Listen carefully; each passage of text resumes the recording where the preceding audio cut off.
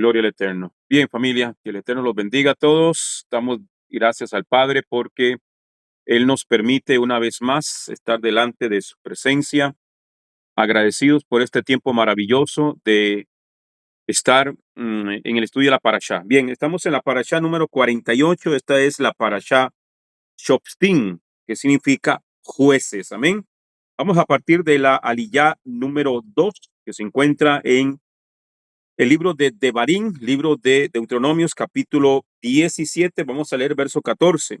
Dice: cuando entres en la tierra que Hashem tu Dios te da y la poseas y habites en ella y digas: pondré un rey sobre mí como todas las naciones que me rodean.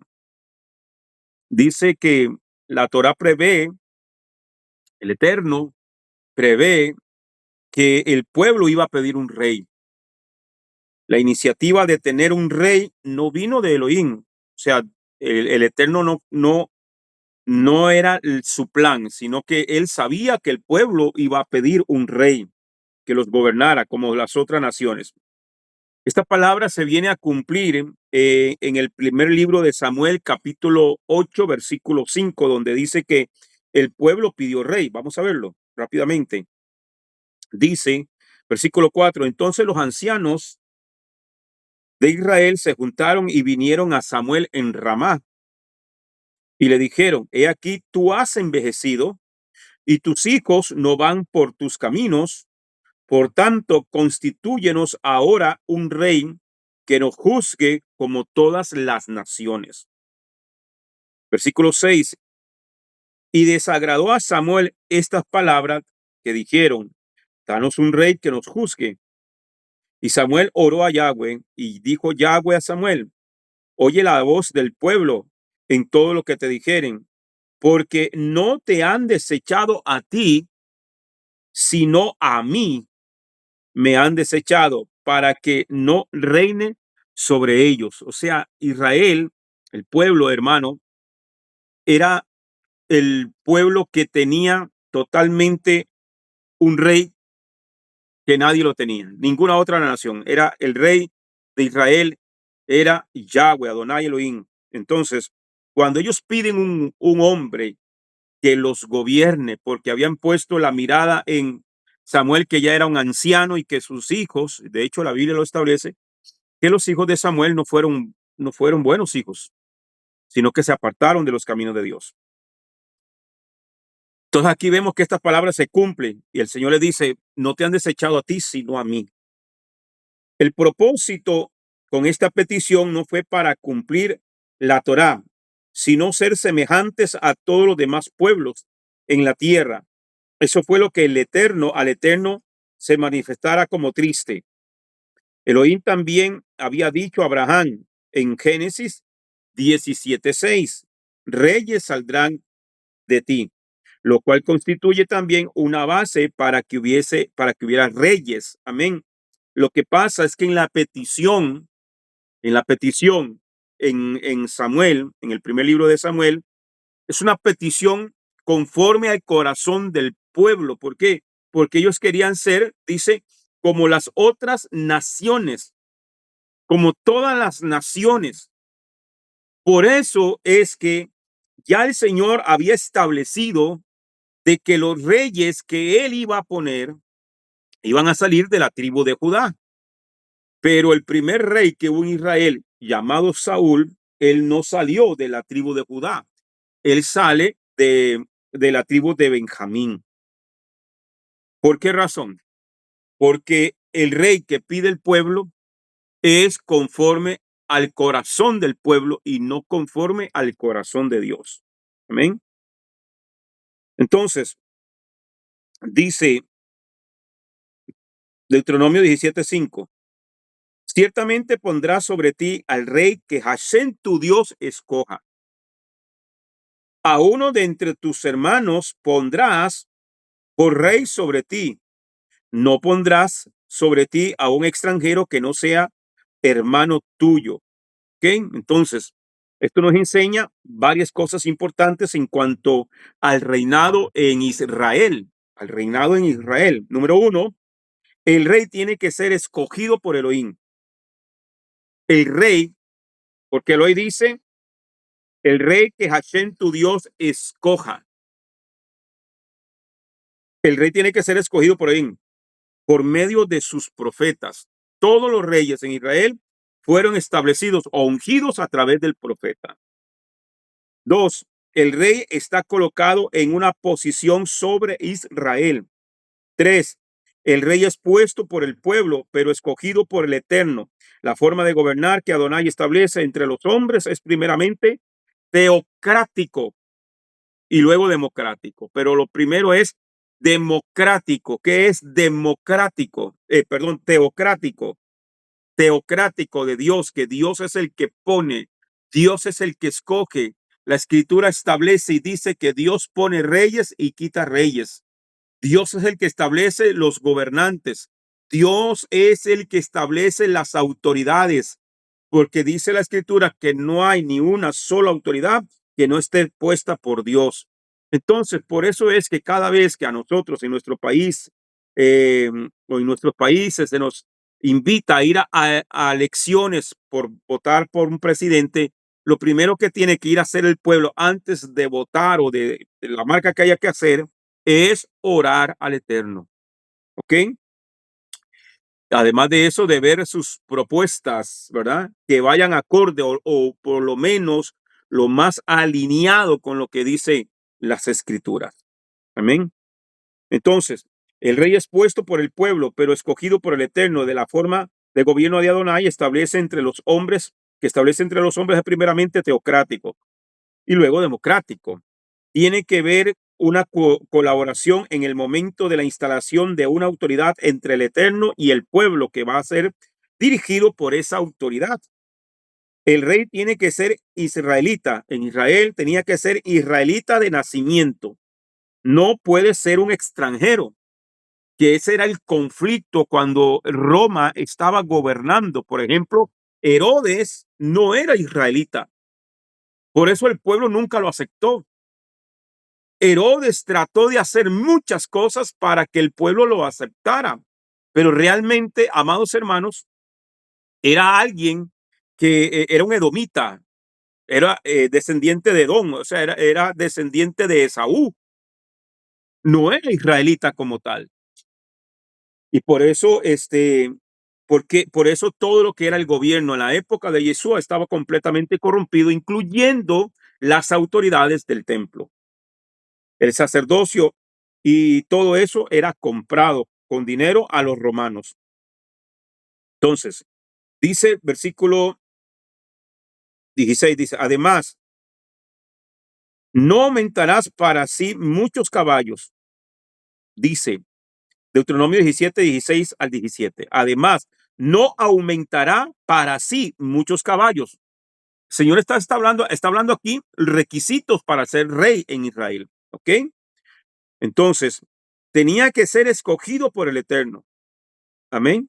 Tenía que estar en una autoridad, una posición de autoridad que el Eterno le estaba dando por encima de Israel. Tenía que ser un israelita de nacimiento. Y cuando este hombre que el Señor escoja para gobernar, dice, además no aumentará para sí muchos caballos, ni hará que el pueblo vuelva a Egipto para tener muchos caballos, pues Hashem te ha dicho, jamás volveréis por ese camino. O sea, no se podía ir a negociar a Egipto. Eso es lo que el Señor le estaba diciendo. Jamás vas a volver a Egipto. Tampoco aumentará para sí muchas mujeres. No sea que su corazón se desvíe. Tampoco aumentará para sí grandes cantidades de plata u oro. Que eso es lo que hacen todos los gobernantes y reyes de hoy en día. El rey Salomón, por ejemplo, el rey Shlomo, pecó en estas tres áreas. En estas tres áreas, Salomón hizo completamente a un lado el mandamiento del Señor y todo lo que el Eterno establece aquí en Deuteronomios capítulo 17, versículo 16 al 17, todo lo quebrantó Salomón. Número 1, Tuvo muchos caballos e hizo que el pueblo volviera a Egipto para comprar caballos. Eso lo encontramos en el primer libro de Reyes, capítulo 4, versículo 26. En el Talmud, en el tratado Sanedrín 21, en 21b, dice que solo puede poseer lo suficiente para sus carros, como lo dice en 2 Samuel capítulo 8, versículo 4. Amén. ¿Por qué razón?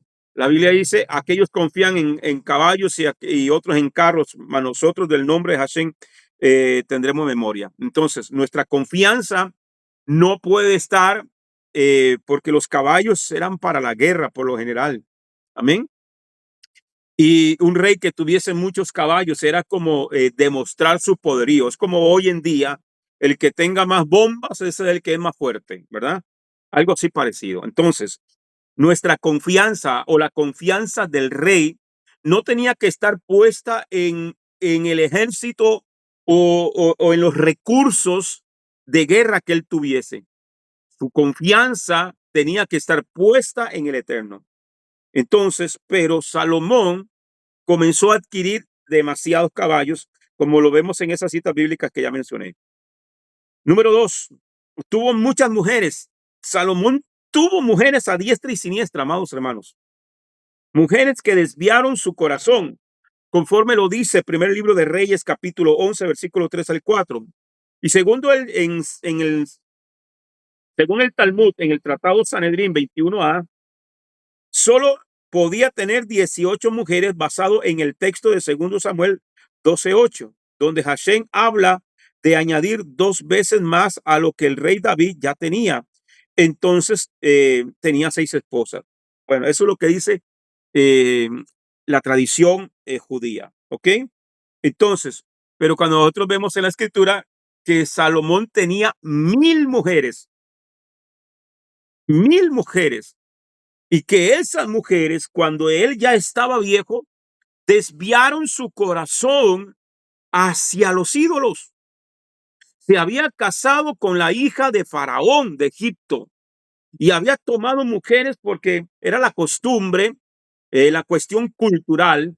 Era, hermano, un rey hacía alianza con otro rey y para una forma de firmar ese acuerdo de que no se iban a atacar entre ellos, que aquel rey no se iba a unir al enemigo cuando el enemigo viniera a atacarme a mí, aquel rey no se podía unir a otro pueblo para venir a atacarme. Entonces se hacían esos tipos de alianzas y por lo general se casaban entre sí, o sea, el rey le entregaba una de sus hijas al otro para que se casara. Eso fue lo que hizo Salomón. Y Salomón tuvo, hermanos, creo que eran 300 esposas y 700 concubinas. O sea, 1000 mujeres en total, quebrantando el mandamiento que ya leímos, que no podía tener muchas mujeres. Entonces, y además de esto, estas mujeres desviaron su corazón. Esa fue la desgracia, que cuando él ya estaba viejo, comenzó a construirle altares y en los lugares altos y templos a estos dioses paganos. Amén. Entonces, eh, por pecar en estas 3 áreas, Adonai le levantó 3 enemigos. Y según lo que dice el primer libro de Reyes, capítulo 11, versículo 14, versículo 23 y versículo 26. Si el rey Shlomo hubiera hecho caso a la Torá, no hubiera caído en pecado. Todas las caídas de los hombres, desde Adán hasta el último hombre, ha sido, son y serán las consecuencias de no haber hecho caso a los mandamientos del Eterno escritos en la Torá. Ese ha sido el problema del hombre. Ese ha sido el problema del ser humano, que siempre, hermano, ha quebrantado el mandamiento del Eterno. Amén. Entonces, seguimos.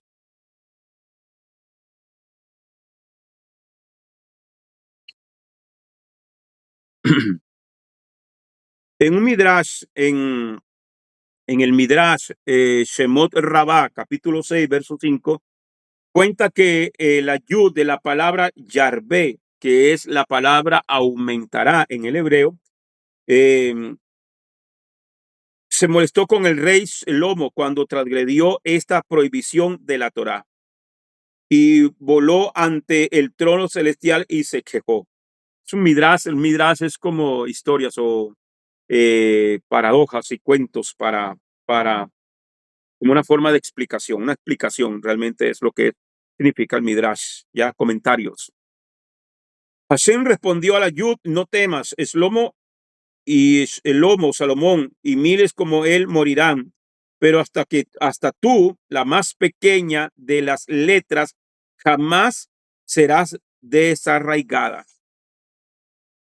Es muy posible que este Midrash haya estado en la mente de nuestro maestro cuando pronunció estas palabras ante el pueblo, como está escrito en Mateo capítulo 5, versículo 18.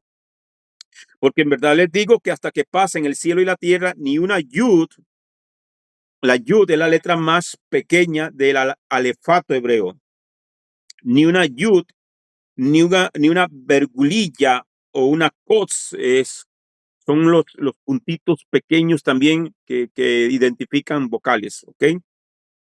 Pasarán de la Torá hasta que todo se haya cumplido. Amén. El rey, una de las ordenanzas que tenía que tener el que fuese rey en Israel es que el rey escribirá por sí una copia de la Torá. Todos los reyes de Israel tenían que escribir a mano ellos mismos una copia de la Torá. ¿Qué es una copia de la Torá?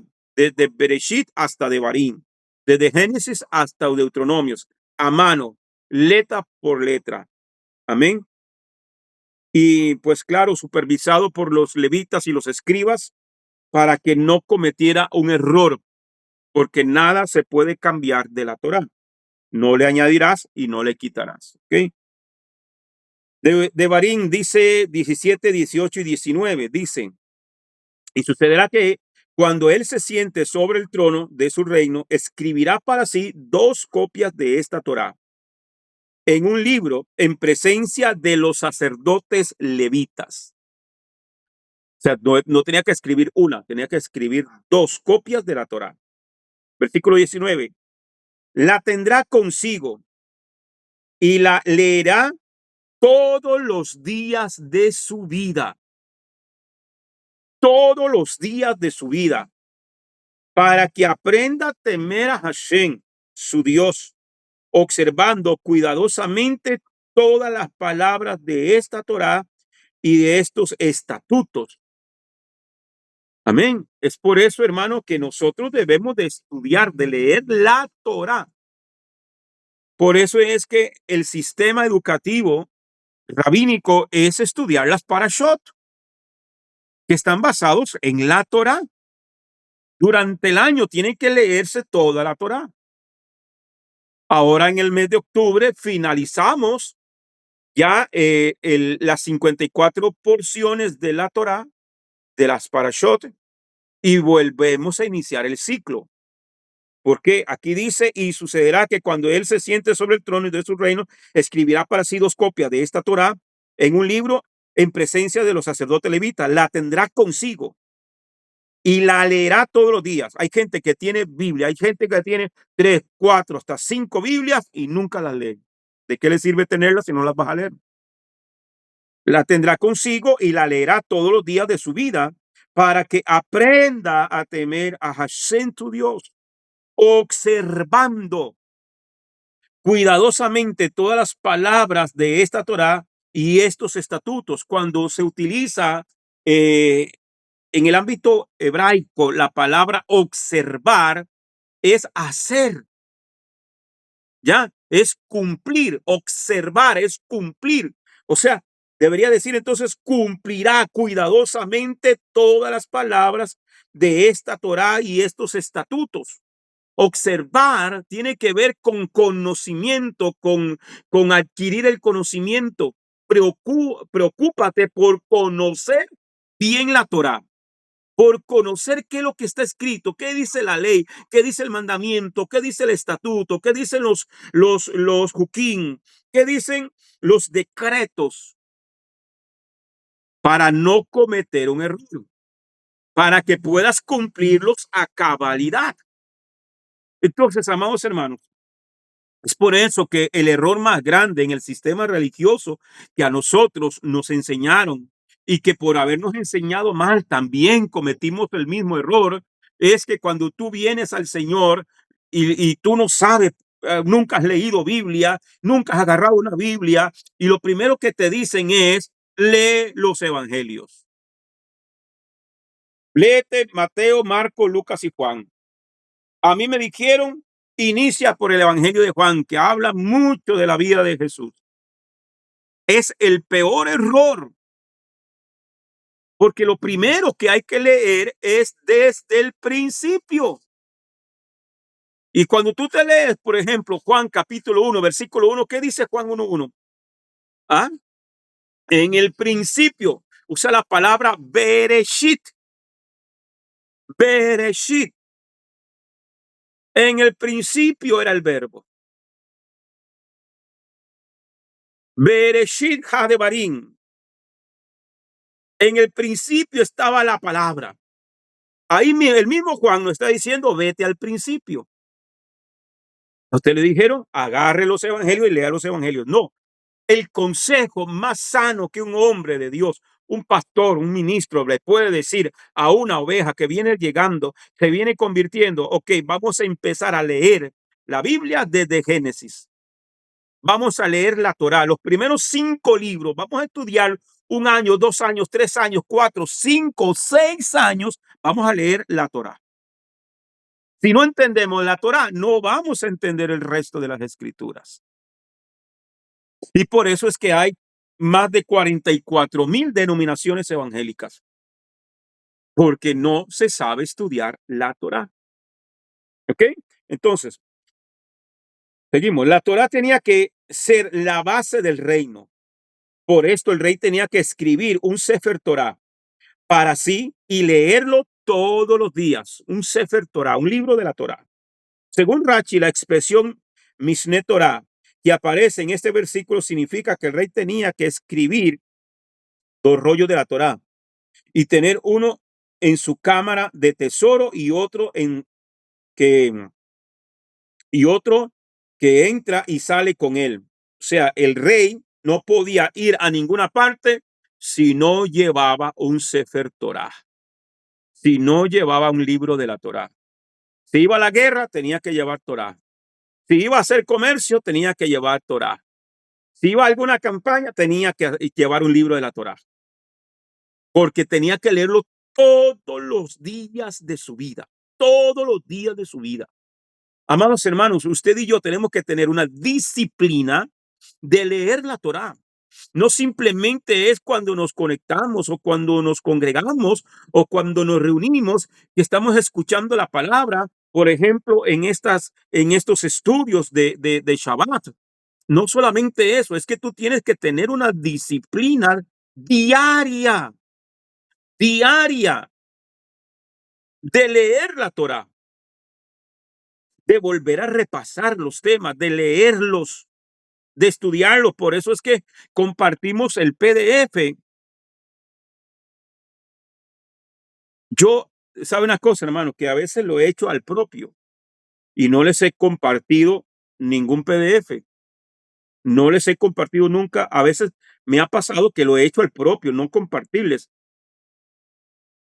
Digo, quiero ver quién se interesa de verdad en reclamar el estudio. Y nadie lo ha hecho. Nadie. Nadie me ha dicho, hermano, ¿por qué no pasó el PDF? ¿Por qué no compartió la parashá por escrito? Me hace falta. Nadie me lo ha dicho. Bueno, solo una persona, sí. Una persona me lo ha dicho. Que me ha pedido las 54 porciones. ¿Por qué? Porque eso demuestra tu interés de verdad. Y lo voy a decir francamente, la única persona que me lo ha pedido y que paga imprimirlo es el hermano Mauricio. Nada más. Entonces, tenemos que tener disciplina, hermano. Disciplina en el estudio de la Torá es una disciplina diaria. Yo sé la cultura, lo cultural de nuestro país, de Costa Rica y de otros lugares, hermano, es, hermano, que tenemos la poca cultura de leer. Pero si algo yo aprendí, amados hermanos, cuando yo vine al Señor, es que hay que leer, es que hay que leer, es que hay que estudiar. Y la única manera de entender Biblia es leyendo Biblia. Porque si usted se acostumbra a leer Biblia, a estudiar la palabra, a estudiar las parashot, cuando vengamos a clases o cuando demos una clase X, a usted no se le va a dificultar entenderla, porque ya pasaste por ahí, ya la leíste. Hay gente que me dice, hermano, es que yo leo, pero no entiendo. Bueno, léala, no importa, porque en una que va, en una que viene, en una clase que demos, usted va a escuchar la explicación y usted va a decir, ay, ahora entiendo. Ay, de verdad, yo leí esto y no lo entendía. Gracias, a mí me lo han dicho. Gracias, pastor, porque ahora logré entenderlo. Eso es lo importante de que usted tenga disciplina, disciplina de leer la Torá. Entonces, el rey tenía que, hermano, no podía entrar ni salir si no era con la Torá sobre su brazo derecho. Él dice, los reyes en Israel solían tener un Sefer Torá en miniatura que colocaban sobre su brazo derecho. Lo vi en una imagen del Instituto del Templo, la iba a descargar y al final se me olvidó para ponerla aquí. Y un pequeño Sefer Torah aquí. Se lo amarraban en el brazo derecho para que los acompañara constantemente. De este mandamiento se ha legislado que todo varón hebreo debe escribir un Sefer Torah o bien pagar para que un escriba lo haga. Amén. Eso es una costumbre en Israel. Por eso es que en las sinagogas y en los templos, por ejemplo, lo vimos los hermanos de Roca Eterna, donde está nuestro hermano Rico Cortés, y los hermanos Pesina, fueron y viajaron hasta Israel a comprar un Sefer Torah, escrito a mano por un escriba. Claro, eso es bastante caro, bastante caro. Son miles de dólares. Creo que son como 20,000 o 25,000 dólares. Creo. Ahí anda. Entonces, porque para cumplir con este mandamiento, algún día nosotros lo vamos a tener también con la ayuda del Eterno.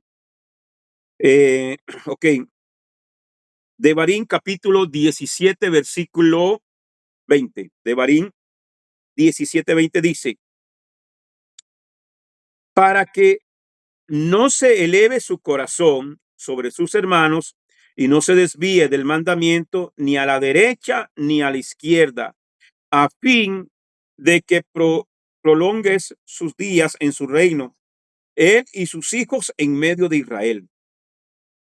Una literatura diaria de la Torá produce temor de Adonai y produce humildad también de corazón para la observancia correcta de los mandamientos, para el cumplimiento de los mandamientos correctamente.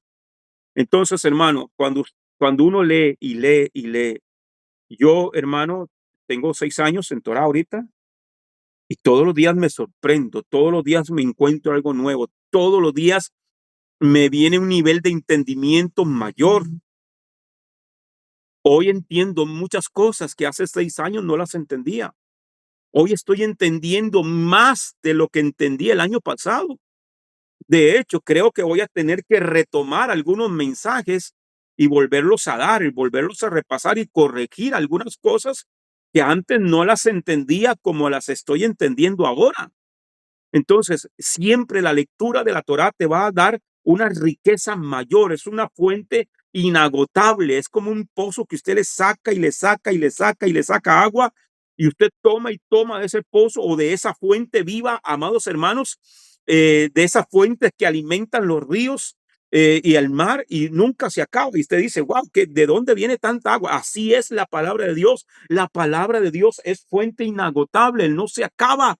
Y entre más usted tome, usted más sabor le va a tomar, más te va a gustar, va a saciar la sed de tu alma, te va a producir un entendimiento y una sabiduría que la gente te va a decir, ¿cómo sabe usted tanto? Porque leo.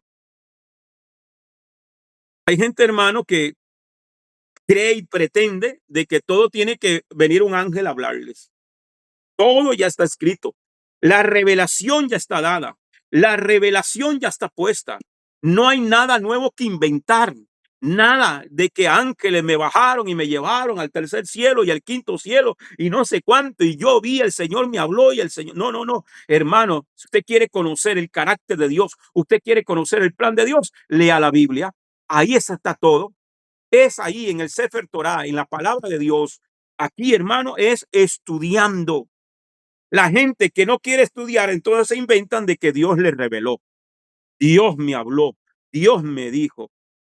Y hermano, y salen con cada cosa que da pavor.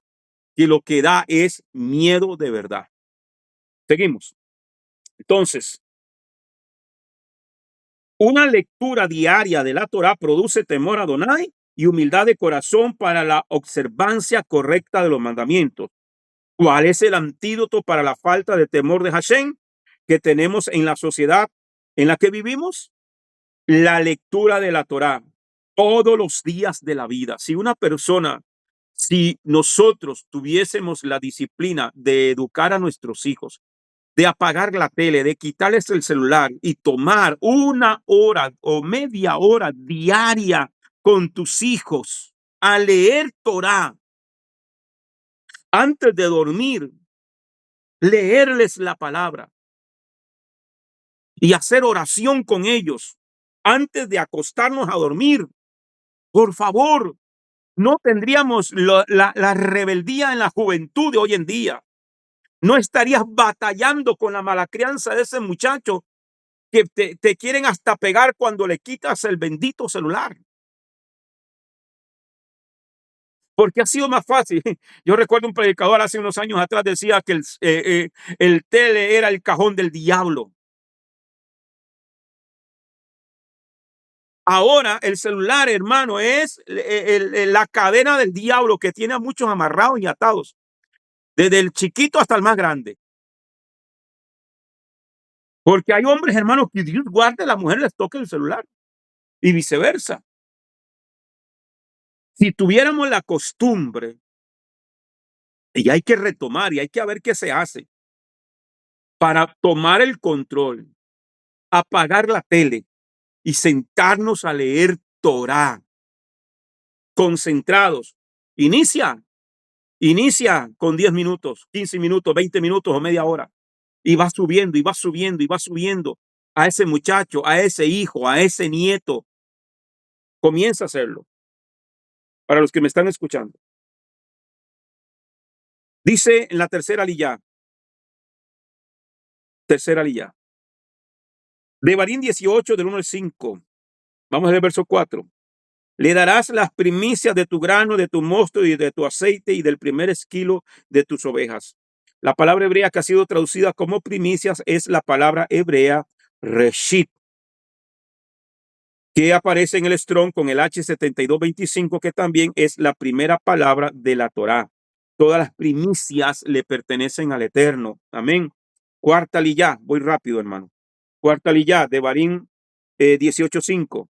Dice, porque Hashem tu Dios le ha escogido a él y a sus hijos de entre todas tus tribus para que esté de pie y sirva en el nombre de Hashem para siempre. Aquí está hablando del sacerdocio. Amén. Esto nos enseña que el servicio sagrado se hace de pie.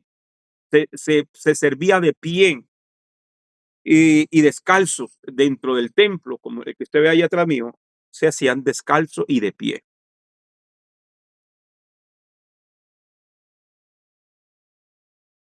Devarim 18:6 dice, y si un levita sale de alguna de tus ciudades, de cualquier parte de Israel en que resida, y llega con todo el deseo de su alma al lugar que Hashem escoja, esta es la actitud que hay que tener para servir al Eterno correctamente.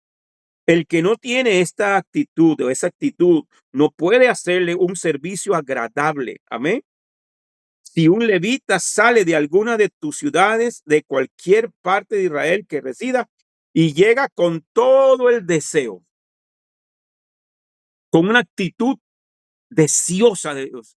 O sea, un levita, recuerde que habían 48 ciudades levitas distribuidas en todo Israel. Imagínense aquel que vivía en la última frontera, la más alejada, y lo llamaban, lo convocaban para que viniese a servir. Él tenía que, no importa de dónde voy, no importa de dónde vengo, no importa a dónde tengo que ir, donde Dios me lleve, donde Él me llame para que yo vaya a servirle, le voy a servir con gozo, con alegría, con una actitud de corazón para Él, porque le voy a servir a Él. Hay gente que escoge dónde ir a predicar. Hay gente, hermano, que si usted le dice, vaya allá a la Carpio, no van a la Carpio. Vaya allá a la frontera de los Chiles con Nicaragua, no quieren ir. Quieren ir a la capital y en los templos bonitos, lujosos, que le paguen hotel 5 estrellas, que lo lleven en limusina y que al final del servicio lo lleven a comer a restaurantes finos y que le regalen ropa último modelo y celular y todo. Así cualquiera. Esta es la actitud que hay que tener para servir al Eterno correctamente. El que no tiene esa actitud no puede hacerle un servicio agradable. Ese deseo es un fuego dentro del alma del servicio al Eterno. Hace unos días alguien me pasó un video donde un tipo reclamaba que fue a predicar a un lugar y se ofendió porque le dieron una ofrenda de $200 en una sola predicación. Tengo 33 años de predicar, hermano, y nunca me han dado una ofrenda así. En una sola predicación, jamás. Es triste, hermano. El fuego en los sacrificios produce un olor fragante delante del Eterno. Si no hay fuego en nuestras almas a la hora de servir al Eterno, no somos agradables. Ese fuego que tiene que tener todos, hermanos, pasión para servirle a Él. Devarim 18:7 dice: Él ministrará en el nombre de Hashem su Dios, como todos sus hermanos levitas que están allí delante de Hashem. Servir en el nombre significa tener autorización para hacerlo. El levita tiene autoridad para servir delante del Eterno, lo mismo que el profeta, según Deuteronomio 18:9. Devarim 18, versículo 10 al 11 dice: No se ha hallado en ti nadie que haga pasar a su hijo o a su hija por el fuego, ni quien practique adivinación, un pronosticador o un agorero o hechicero o encantador o medium o espiritista, ni quien consulte a los muertos. Según Rachi, adivinar es coger su vara y hacer una pregunta como debo ir o no ir. Oseas 4:12. Según los sabios, un pronosticador se refiere a uno que hace trucos de magia. El texto hebreo dice que toma los ojos, que tiene el mismo significado que toma el pelo, es decir, uno que engaña al público con trucos y artes mágicos. ¿Ya? Y eso se da mucho, hermano, hoy en día. Gente que hace cosas utilizando trucos de magia. Hace un tiempo se empezó a dar, eh, se dio, hermano, de un tipo que convertía el agua en vino. Dice que convertía el agua en vino. Y agarraba un vaso, tenía ahí un poco de agua, hermano, y echaba el agua y le daba de beber el agua a la gente. Y es agua, sí, es agua. O sea, el culto se convirtió en un teatro, se convirtió en un espectáculo de magia, hermano, y después agarró otro poco y no sé qué y revolvió el agua y el agua se convirtió en vino. hasta que lo descubrieron. Nunca más se volvió a saber, nunca más volvió a saber del tipo. Se perdió. Eso es engañar a la gente. Eso es engañar a la gente. Gente, hermano, que predicadores que le han pagado a gente para que llegue a una campaña en un estadio y los sientan en una fila en silla de ruedas y no son inválidos. Nada más que cuando el tipo que se quita el saco y pega 4 gritos y tira el saco por allá, el tipo se levanta de la silla de ruedas y sale pegando brincos y saltos. Y han sido descubiertos. Han sido descubiertos. Yo escuché uno muy famoso de apellido Jin, cuando un periodista lo encaró porque descubrieron que ese fulano, porque por las redes sociales, ahora todo el mundo se sabe quién es quién, vieron que aquel tipo no era inválido. ¿Y sabe qué? ¿Cuál fue la excusa que dijo el tipo? De apellido Jin, usted sabe quién es. Que es verdad, pero que ellos lo hacían porque eso activaba la fe de los que sí estaban inválidos y se levantaban también. Uno que era de África, que ya murió, TV Joshua, también pusieron a un tipo disque ciego y pues salió pegando gritos que ya podía ver y todo el mundo y el estadio estallado, hermano, gente que lloraba por haber visto aquel milagro. Pum, igualmente le hacen un seguimiento, un canal y de televisión periodístico, hermano, y descubren que el tipo era, no sé si era de Chile o no sé de dónde era, y, y el tipo trabajaba, hermano, en turismo y todo, y andaba manejando y hacía, hermano, eso es engañar, eso es pecado delante de Dios, y la gente hasta el día de hoy los tiene como los grandes profetas. Entonces, eso es, hermano, un engañador, un adivino, un agorero, un espiritista. Muchos lo que utilizan hoy son artilugios de magia negra y brujería. Según Rashi, un agur es uno que actúa a base de que el pan cayó de su boca o, o venado cruzó su camino. Es un supersticioso. Por ejemplo, hay gente que usted le, uy, no pases por debajo de una escalera. Eso es de mala suerte. Eso es un aguro, un agorero. ¿Ya? O que usan la pata de conejo para traer la suerte. O usan cierto, o hay gente que dice, yo tengo mi camisa de la buena suerte y me voy a poner y no salen de la casa, o si van a alguna actividad, gente que dice, voy para una entrevista de trabajo y me voy a poner los zapatos, aunque no me combinen con la ropa, pero es que son mis zapatos de buena suerte. Eso es agorerismo. Nuestra fe, nuestra confianza tiene que estar puesta solamente en el autor de nuestra fe. Un medium, ok, voy por el agur. Ok, un hechicero es uno que practica la magia negra. Un encantador es uno que agrupa reptiles en un lugar para practicar hechicería o adivinación. Un medium es uno que piensa que el espíritu de los muertos habla por su axila mediante necromancia, o uno que mete un hueso de un animal en la boca y el hueso habla. Un espiritista es uno que consulta a una calavera o una persona muerta o va a los cementerios para comunicarse con los espíritus de los muertos. Yo estuve, amados hermanos, y no me da temor decirlo porque yo estuve ahí, lo vi, lo escuché. Cuando vino este famoso Benijín aquí a Costa Rica y tenían una cena de pastores y no sé qué, pues a mí me invitaron, me pagaron la entrada, un hermano, amigo mío, y nos fuimos.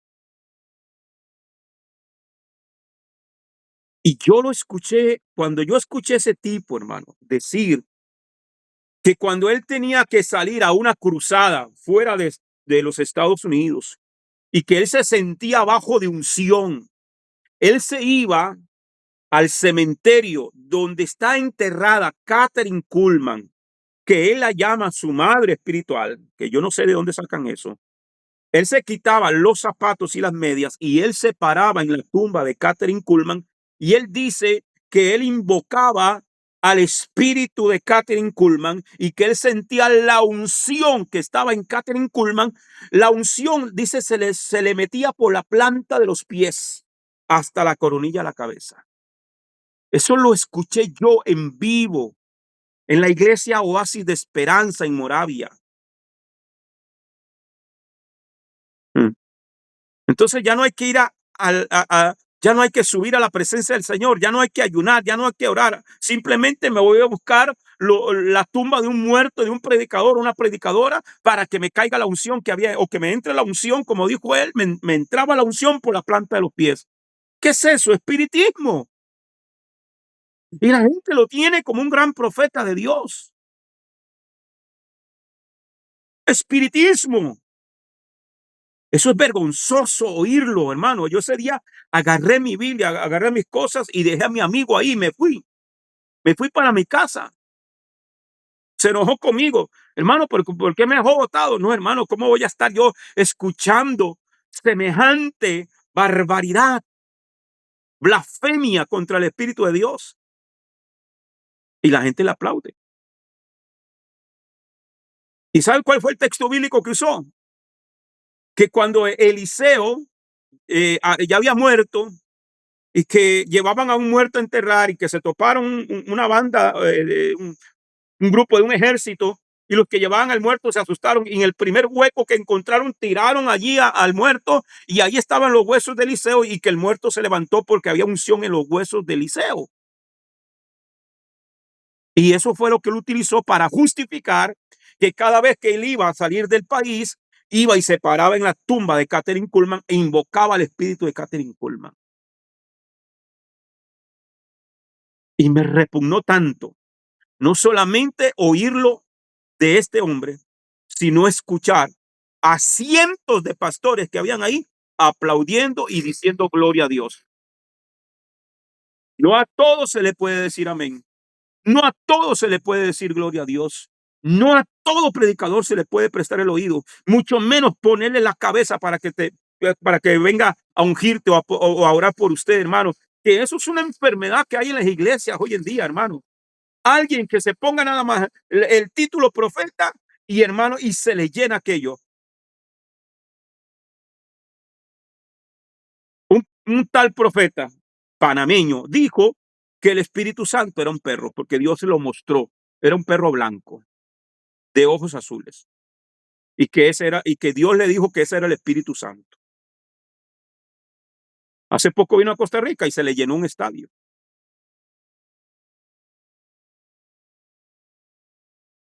La ignorancia, hermano, está matando al pueblo. El pueblo perece por falta de conocimiento, porque se han puesto a seguir hombres y no a estudiar la palabra de Dios. Avanzo porque se me acaba el tiempo y tenemos clase de formación ministerial. Entonces, todos estos ritos son hechos con espíritus inmundos. Las palabras españolas que son utilizadas en la traducción no coinciden necesariamente con la explicación que se da aquí.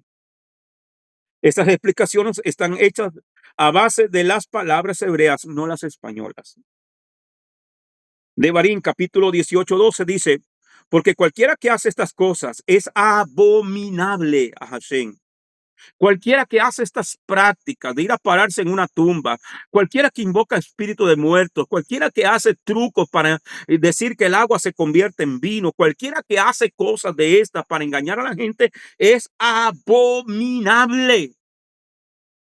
Por más gente que tenga en su congregación, por más estadios que llene, por más que reúna gente, es abominable delante de Dios.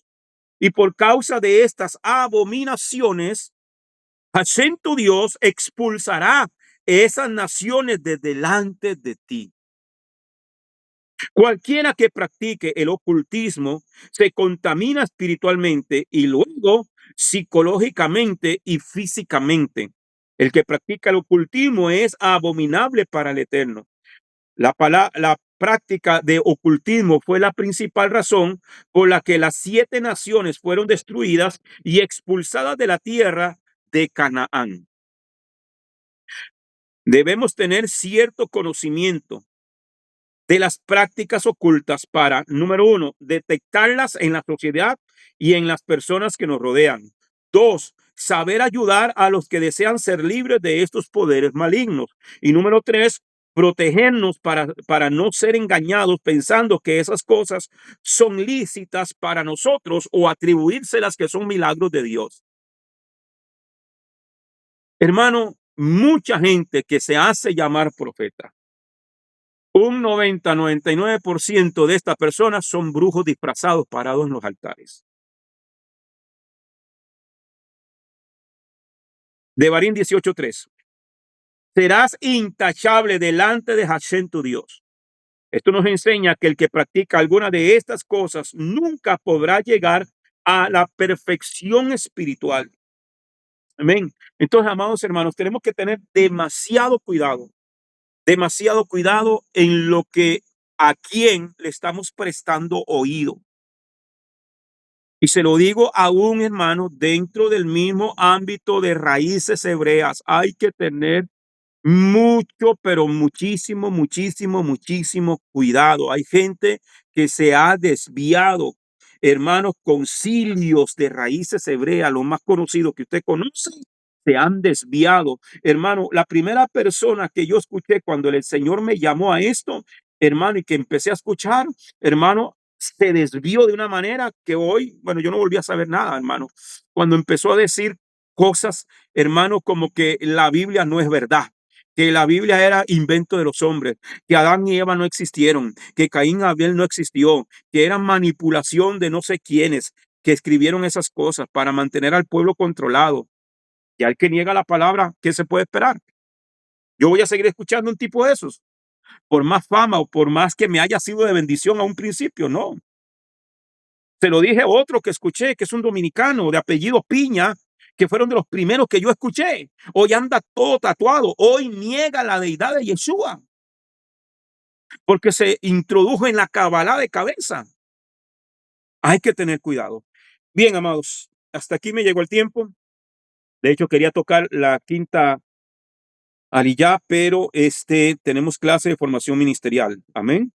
Pero ya tienen el PDF, hermano. Ahí está para que ustedes lo descarguen y lo puedan estudiar. Amén.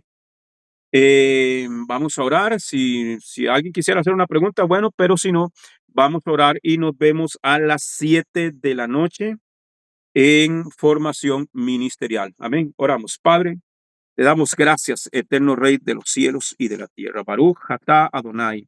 Eloheinu melech haolam. Asher natan lanu et torato Torah emet.